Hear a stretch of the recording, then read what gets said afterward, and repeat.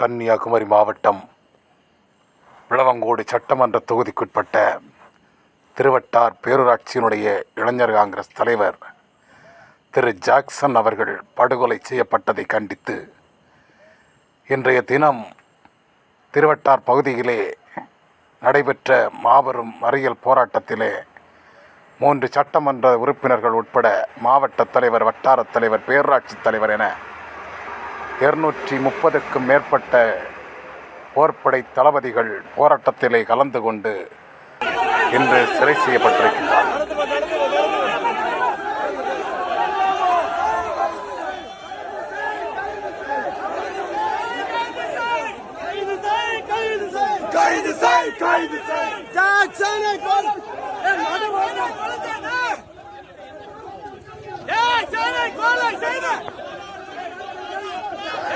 கொலை செய்த